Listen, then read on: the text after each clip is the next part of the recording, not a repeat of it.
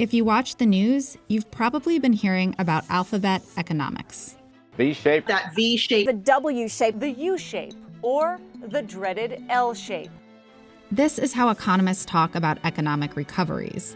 And it's not just jargon. These letters drive policy decisions at Congress and the central bank, decisions that can help determine how far we fall and how quickly we rebound. But the coronavirus downturn is different from past recessions. In fact, it's so different that economists are having to come up with new shapes to describe the potential recovery. When economists study a rebound, they often look back at previous recoveries for insight. Here's a look at change in the U.S.'s gross domestic product over the past century. You can see, these letters appear in different places on the chart. Look at 1953.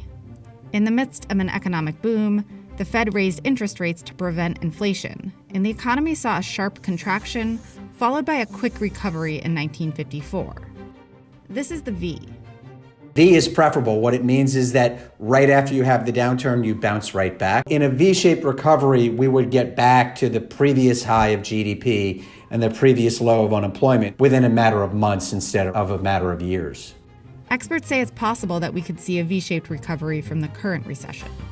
The early signs that we got in May suggested we were bouncing back from a very deep hole. There's a chance people just come back and try to get back to business. Some of their income has been replaced by the government, by government paychecks, and so they could come right back, but it's not a certainty. Jump ahead to the early 1980s when the Fed pushed interest rates higher to battle inflation. The GDP dipped down in 1980, spiked back up, and then plummeted even further before recovering at the end of 1982. You can see this formed a W-shaped recovery. The Fed was pushing up interest rates to get inflation down, but it didn't work. They had to go back at it. And it wasn't really until the end of 1982 when the Fed was in a position where it could cut interest rates aggressively and get the economy back on track again. The Fed is in a different position this time because they've cut interest rates very aggressively already. There's no inflation on the horizon.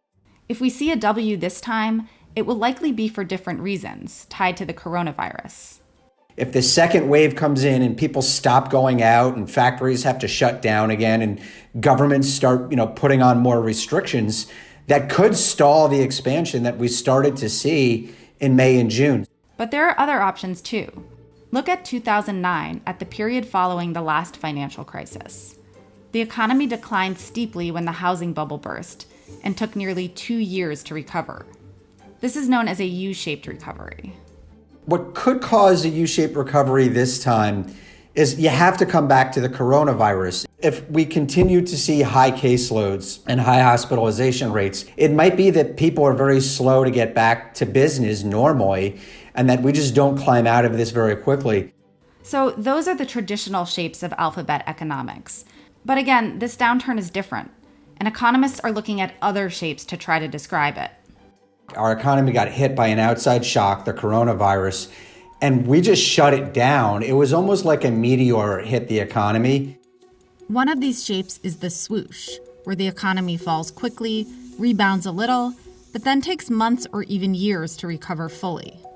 I think what would cause a swoosh-like expansion is that all the uncertainty that comes out of what we just experienced, the way people think about, for instance, do I want to live in a city anymore?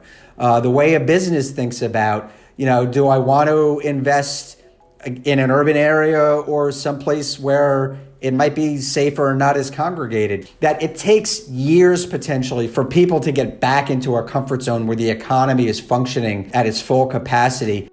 And it may take even longer than that. Some economists say this recovery could look more like a reverse square root sign, where it drops and then rebounds partially before flatlining for a prolonged period of time. If you look at the Economic Activity Index from earlier this year, you can kind of see it. It dropped sharply in March and rebounded partially before appearing to start to flatten out. But it's too soon to say if it will flatline. I would say a reverse square root sign would mean in the early stages of the recovery, a quick bounce back. And we have seen that in May and June. But then as it proceeds, it flattens out.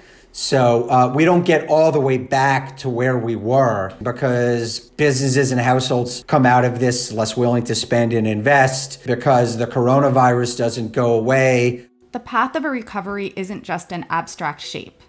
It helps policymakers determine how much stimulus money to pump into the economy.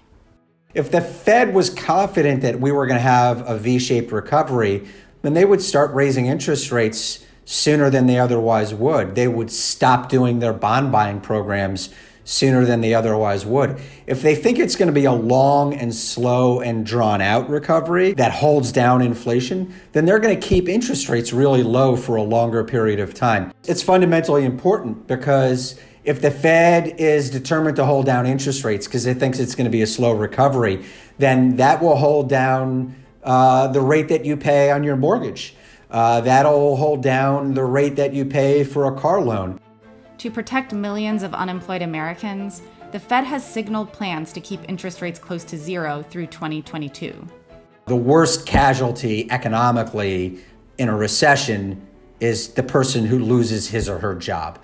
And so this affects everyone who's out of work and wants to get back on the factory floor, wants to get back into the restaurant, wants to get back in the office. Congress's decision about whether to approve more economic relief for these workers will depend on the shape of the recovery. And as the coronavirus cases rise across the country, that shape remains uncertain.